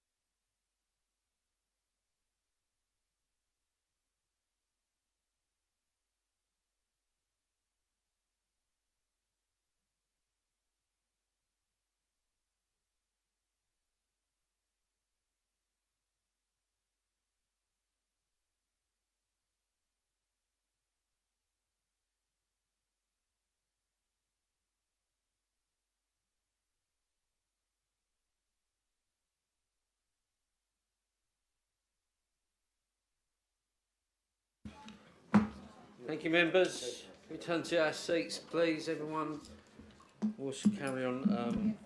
The break has finished. We are resuming with item number 10, the annual report. I call upon Councillor Callaghan to present the report. You have up to 10 minutes. You do not require a seconder. Then the matter will be open for debate. Councillor Callaghan. Thank you very much, Mr. Mayor. There is a growing problem in modern politics. Too many people now believe that shouting the loudest on social media is the same as making a difference. Posts are written, comments piled on, and for a moment it feels like something important has happened, but it hasn't. Because beyond the noise, beyond the performative anger, very little actually changes with these people. And that is the gap we should really be talking about. The gap between those who talk and those who deliver. So it is worth, from time to time, stepping back and asking a simple question. Did we do what we said we would do? And in Basildon over the last year, that is exactly the test we have applied to ourselves. When this administration came into office, we didn't set abstract ambitions. We made a series of clear, tangible commitments to residents. To fix the bins, regenerate our town centres, build homes for local Basildon people, make our communities safer, back local Basildon businesses, and lead on the future of local government reorganisation. These were priorities rooted in what residents told us mattered most, and crucially, they were all deliverable. Let's start with the most visible issue, waste collection. When we took office, the system was not working as it should. Missed collections and inconsistency had become the norm rather than the exception. Residents had lost confidence, they were treated like second-class citizens, and Basildon was filled with the Tory streets of shame. We said we would fix it. That meant reinstating weekly black bin collections, bringing back the crunch, bringing grounds maintenance in-house, investing in operational improvements such as in-cab technology to ensure reliability and accountability. The result now is a service that works, a system residents can depend on. And that matters because competent delivery of basic services is the foundation of public trust. Town centres, as we know, are often talked about in terms such as revitalisation, transformation, long-term vision. But for our residents, the reality is much simpler. They want to see activity, shops opening, spaces that feel safe and welcoming. And over the past year, that is what we have focused on delivering. New businesses are opening across the borough. Public realm improvements, lighting, greening, better design are making our centres more attractive. Regeneration plans moving forward, not sitting on shelves. Aldi has signed up for the Westgate. A brand new hospital with an NHS GP surgery and walk-in centre is coming to the Eastgate. M&S Food Hall is coming too. Wetherspoons finished and opened their £5 million investment. The Robin Cinema site has now been refurbished and boxing is returning to Basildon Town Centre for our young people. The business case for the arena is complete and progressing to planning, as is the M&S building, which is heading to planning to create a box park style venue for food and drink with paddle courts as well, alongside a state-of-the-art youth zone. Starlight Investments have invested £172 million. They put that on the table for the development of their site, and as we heard earlier, BTCM is in public ownership for the first time in 44 years.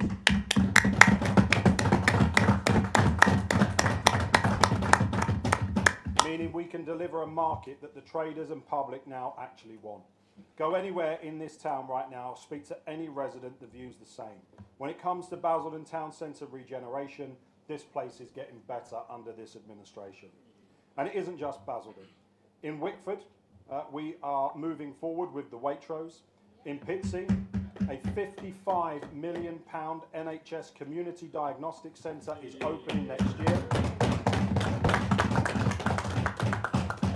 Lidl has opened in Langdon, and who knows, we might even buy the rest of it. Listen, Mr. Mayor, after 25 years of stagnation, this borough is getting better, and those doomsters over there can't stand it.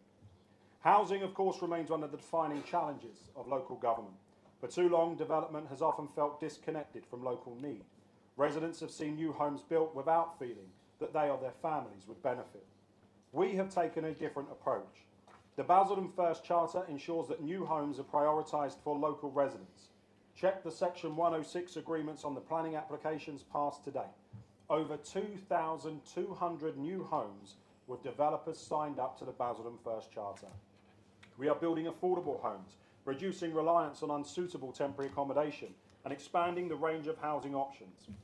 We have run the first-time buyer event workshops and we have another, as we heard earlier on, next Wednesday in the town to support first-time buyers with getting on the ladder and buying their first home. We've built 300 brand new council homes in 2 years, including the Chapelgate development that was a disused car park for a decade until we came in and sorted it. And next year, we will build 400 more. And we will radically reform the housing services for our tenants too, with them and for them. Public safety is another area where the difference between rhetoric and delivery is stark. It is easy to talk tough, but as we were hearing from Councillor Smith earlier on, over the past year, crime has fallen across key categories, including burglary and vehicle crime. We have strengthened those partnerships and invested in visible safety measures, taking targeted enforcement action on antisocial behaviour, and yes, we turned on the street lights in the borough too.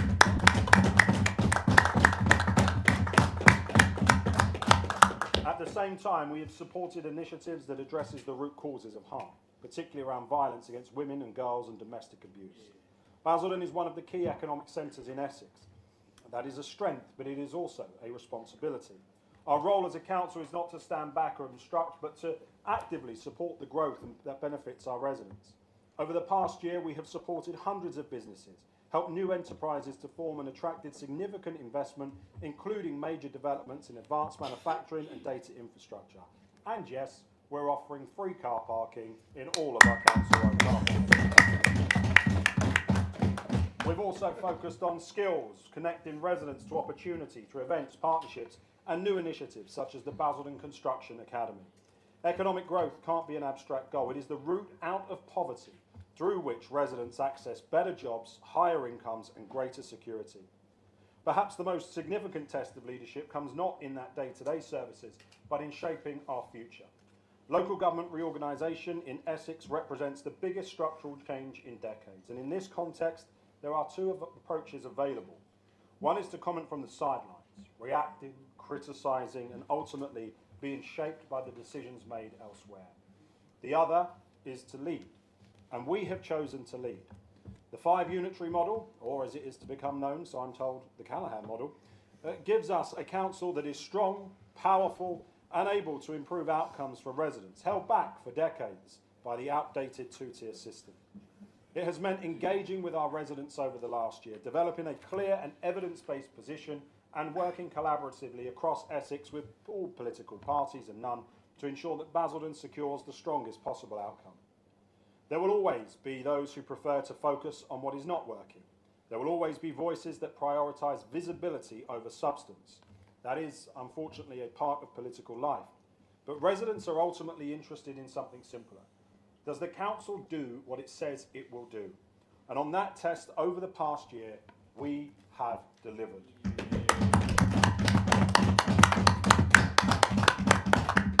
Mr. Mayor, not perfectly, no administration ever does, but consistently, deliberately, and with a clear sense of direction. So this tonight is not the end of a programme of work, it is our continuation of it. There is more to do. Turning this place around after 25 years of stagnation under the Tories cannot be undone in just 24 months. On housing, on regeneration, on public service reform, and on ensuring Basildon continues to grow as a place of opportunity. It really is, Mr. Mayor, now or never for this borough. The chance to make Basildon and its people game changers. The foundations are in place, and that matters, because in a political environment often defined by noise, short-termism and uncertainty, there is real value in something simple, a council that makes promises and keeps them. And that is what Basildon has in this administration, and I commend the report to council.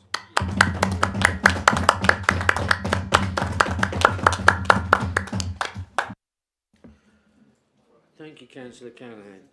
The matter is now open for debate. Do I have any speakers?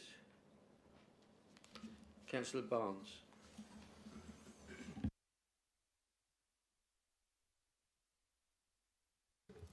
Thank you, Mr Mayor. He says he's delivered. What he's actually done is announced, and much like the thinly veiled Labour leaflet that has hit residents' doorsteps with their council tax bill this week, this report is yet another example of political spin being produced at taxpayer expense. This isn't a serious attempt to assess the year, it's marketing, and residents will not be fooled. You can whisper on about pride, promise and opportunity, but what residents rightly demand is results. There's no humility here, Mr Mayor. There's no attempt to engage with areas where things have gone so wrong. Why has the external audit team expressed such concerns about our financial position? Why did the council's internal processes not pick up the conflict of interest that surely resulted from contracts being awarded to cabinet members' families? Why did this council alienate the residents it serves by attempting to steal their votes?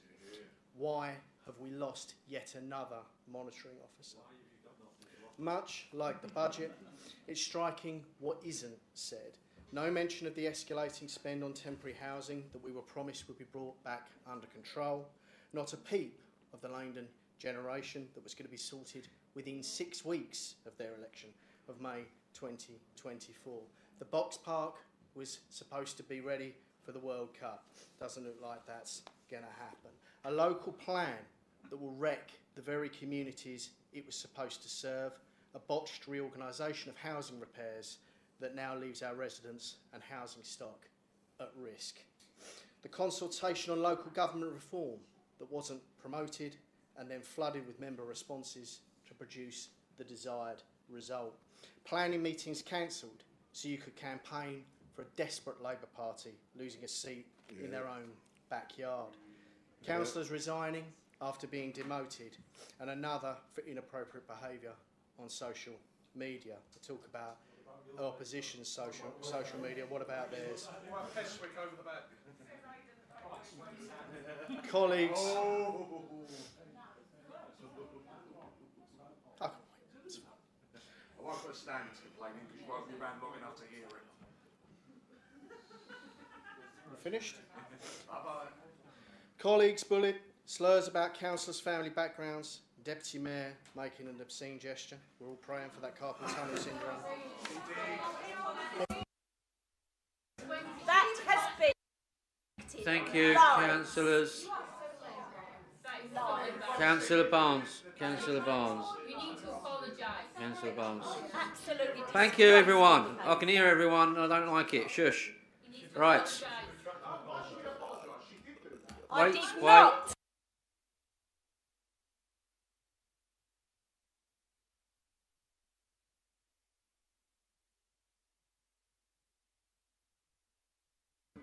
Thank you. That is enough. From all sides of the chamber, that is enough, thank you. Now this... What's the one about including a member? 23A. 23A, so about I'm MPs.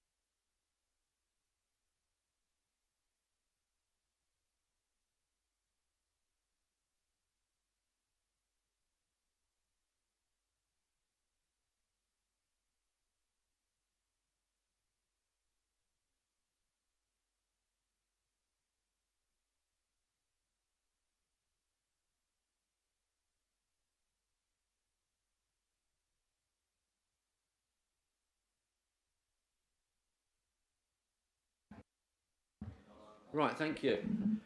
Councillor Barnes, will you track that last remark?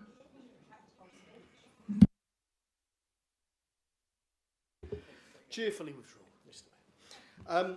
Where was I? Winding them up. Councillors bullied. Slurs about councillors' family backgrounds. A councillor arrested whilst others confront members of the public because they don't like the questions they asked. Disgraced ex-Labour Party officials appointed as officers. They don't like it, but it's true. Oh, he's got to you lot, hasn't he? They don't like it happen. Oh, they don't like it happen. Calm down. Calm down.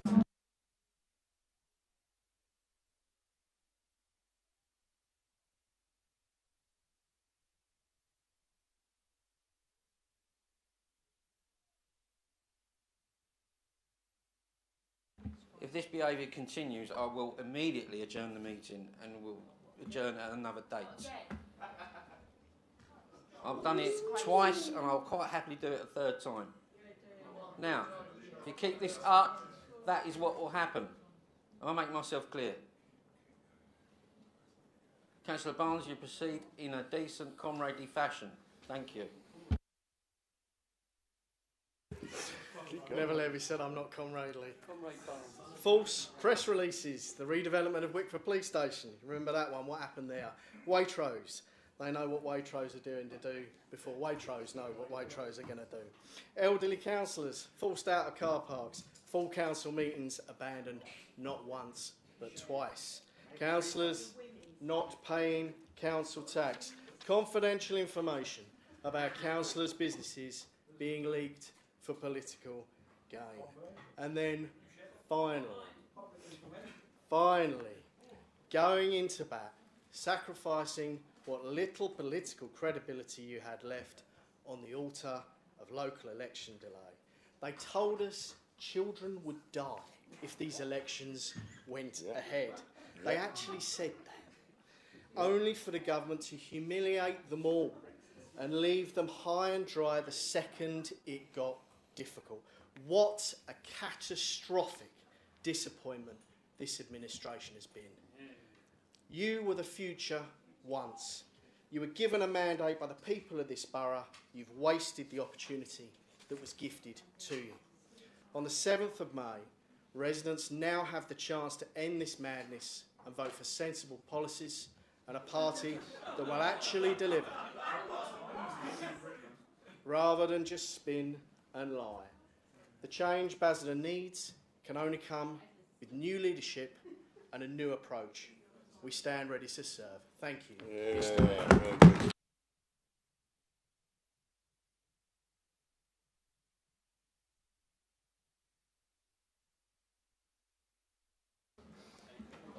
Councillor Smith. Thank you, Mr. Mayor. I'd like to reflect on this from what was in my inbox prior to us forming this administration. I'd have set quite a few emails every single day on the holy trinity of the same subjects. Dump scooters, fly tipping and the neglect of the borough. We got rid of those death traps off our street, and let's not forget the people south of the 127 were used by guinea pigs by County Hall. They never put them in Billericay, they never put them in Wickford. I'm sorry, Harlow, you've been stung with them, but our first duty is to Basildon. And then death traps are off our street. And because of that, we have had the purge. Over 40 being illegally used in the town centre have been seized and crushed. That's not out of maliciousness. If you're caught using them, that's the same in law as joyriding. So that's a good thing. When it was rubbish day, and I don't want to be mean about the past because that doesn't serve anyone, but it was a joke. The amount of miscollections, you knew come Wednesday, Thursday and some Fridays, depending on your ward boundaries, you were getting emails from residents that they missed my bins, they missed this. It wasn't the dustman's fault, not at all. When that service was launched, that Christmas, there were dustmen, pitch black, 4:30 on a December evening, collecting the refuse. No one should have to work in those conditions. It's dangerous for them and it's dangerous for our residents bringing those bins in. We was told that was like putting a man on the moon. We couldn't go back to weekly. We couldn't get rid of those disgusting refuse sacks. I had constituents tell me that they would actually say to their family and friends, don't come round on this particular day. Just don't come round, out of embarrassment. because they'd see toilet rolls in the curb line. But we've now given people decent bags. And thanks to the changes with the funding of the pride teams, every 2 weeks as the Wesley Heights Area Committee Chair, I speak to Terry Simmons and he goes, what's my priority? Well, the first priority when it changed in the summer was the Vangill Drive estate, because Essex County Council refuses to come onto walkways on our council estates where ordinary, decent, hard-working taxpayers live, not the Mr and Mrs Bouquet who fret over the latest whim in the Tory graph, right? Our pride teams came round Vangill Drive. The weeds was like nearly a foot high, people tripping over them between the paving slabs.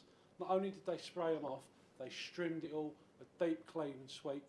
I've had residents speak to myself, and Councillor McGovern, who was once the borough councillor for Vange, and also the county member for that area, saying, isn't that fantastic? And just before Christmas, they've started on the Langdon Hills estate. People saying, someone per resident said to me, it's like a time machine. You know, this is how the estate used to look like. And one resident there was quoted recently in the BBC Essex report about the changes to bin service. That, it's a dream, it's brilliant. Whereas in Braintree, they've just adopted a free weekly bin service. Now, we can, both Labour and Conservatives can argue about the politics because we're coming into elections. I like to think of, you look out, open your front door, look down the road.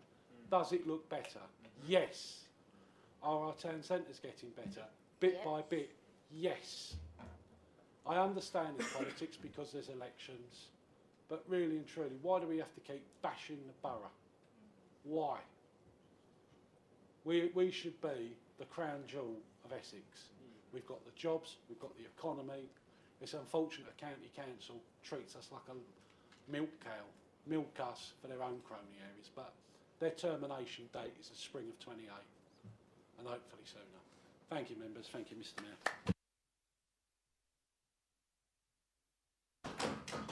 Thank you, Councillor Smith. Councillor Brockman.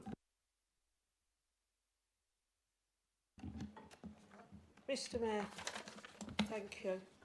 This is the last full council before the elections in May. Very soon the voters will decide who sits in these seats, but regardless of the outcome, some things in this chamber have to change. Let's start with the repeated habit of announcing things that simply are not done. Time and again we've seen proposals presented as if they're agreed, when in reality negotiations are ongoing and nothing's been signed. Let's call it what it is. It's misleading at best and at worst an attempt to create a narrative that doesn't reflect reality. It misleads the public and it shows a lack of respect to fellow councillors who are expected to scrutinise the facts, not fiction. So whoever forms the next administration, please stop it. Wait until the deal is actually done before telling the world it is.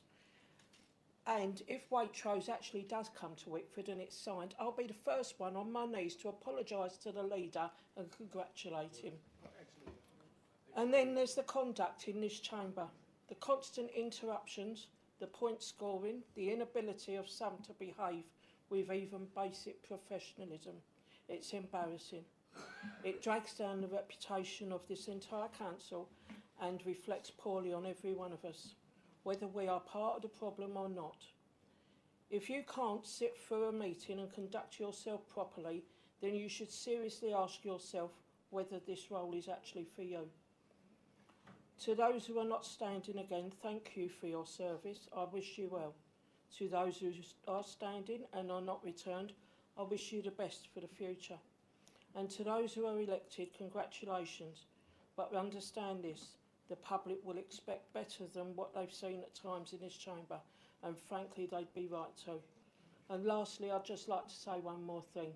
Good luck, Bournemouth, tomorrow night.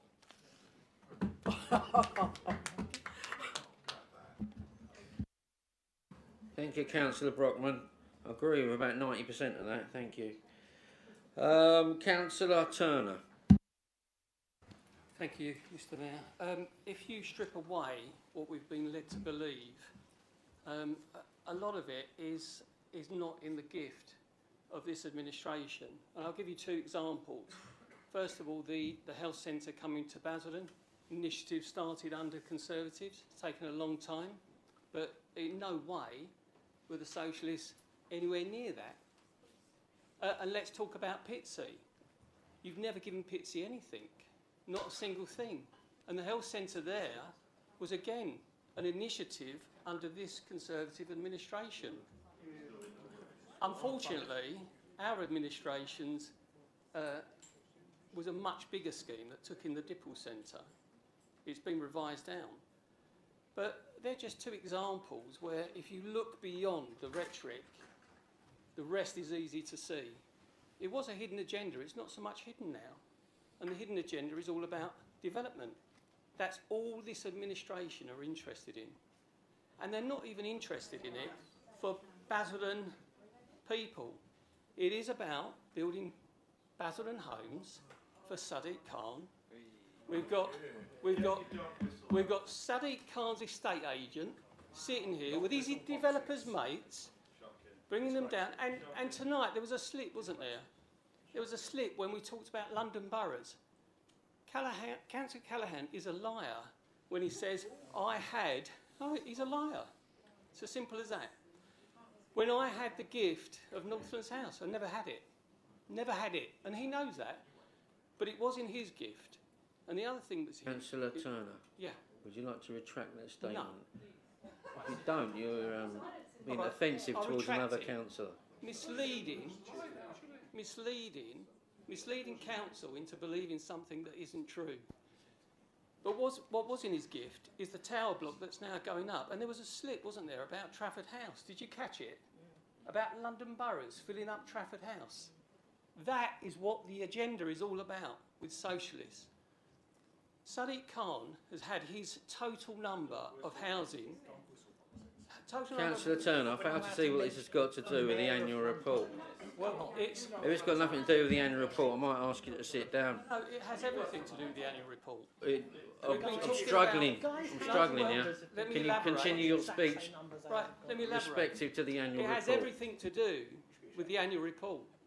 Because what has been suggested here is they're building homes for Basildon people, which is clearly not true. Basildon is not going to benefit. The Basildon people aren't going to benefit. What they are going to get is an influx from London.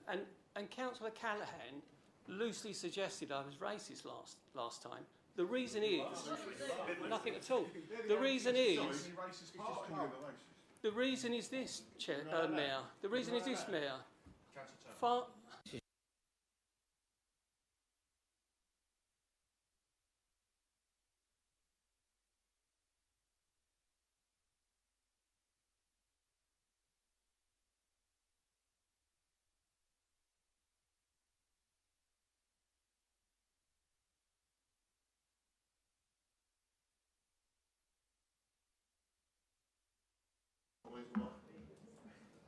Right.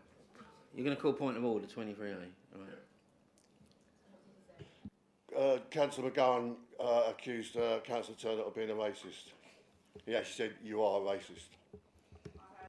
Thank you, Councillor Blake.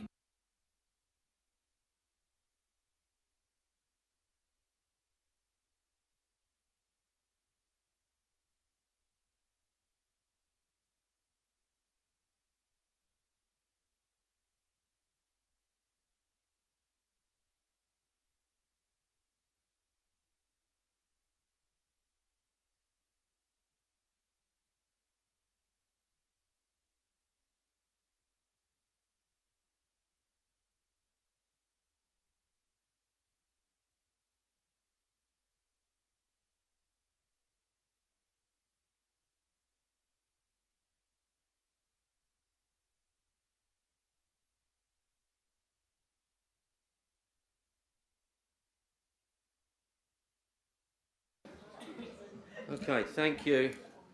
Returning back to the room.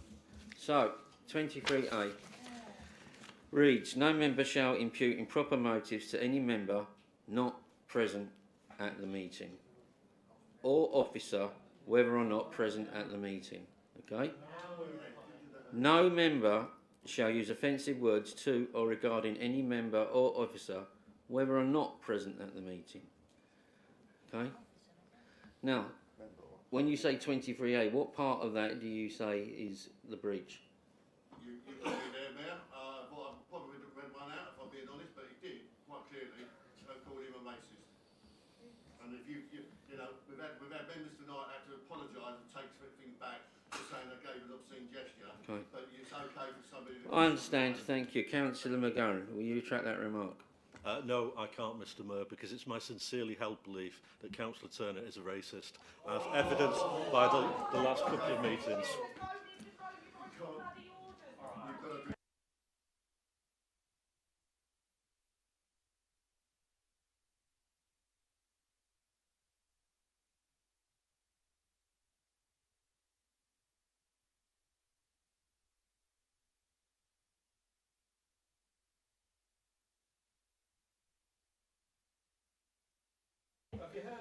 Thank you.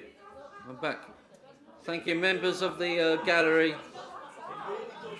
I'm getting to that point where I'm going to adjourn. Thank you.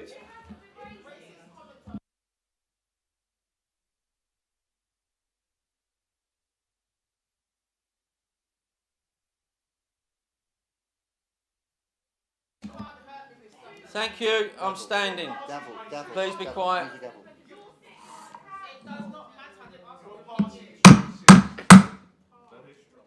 Thank you.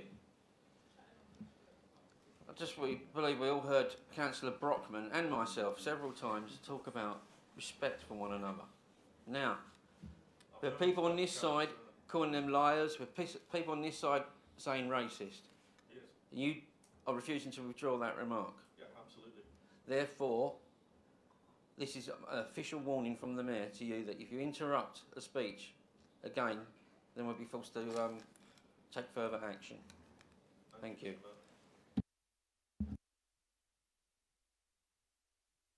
Thank you, Mr Mayor. I can deal with that. Nowhere on any of my publications will you find racist comments, not one single racist comment. Yeah. But what there is this, and Councillor Callaghan has alluded it to tonight when he said that London boroughs are filling up Trafford House.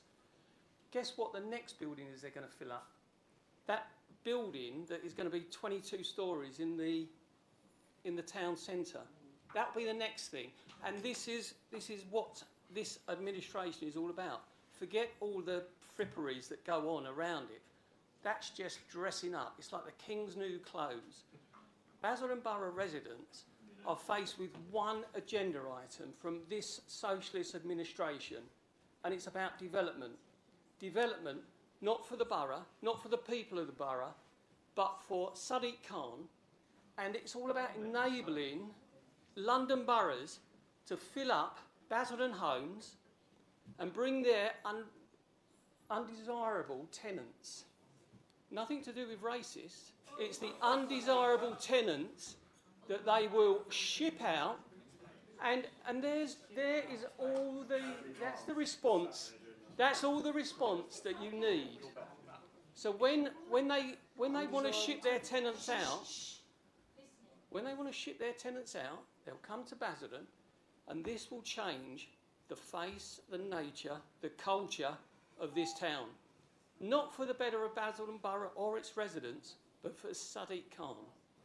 So strip away all of the stuff that they want to dress up as their administration delivering. This is only about one thing, and that is pandering to a Labour government, pandering to a Labour mayor, and to hell with Basildon, to hell with Basildon people. That's what this administration is all about. Let's hope that the resident does the right thing, sees through the rhetoric and kicks them out in May.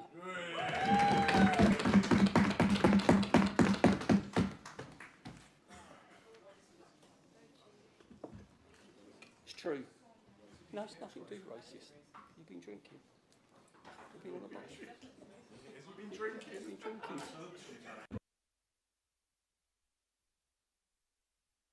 Mayor, he's called him a racist again, and you heard it. I know he's heard it, so please deal with it now. The gentleman next to you has just heard him, called him a racist again. You cannot accept it. You've said what that.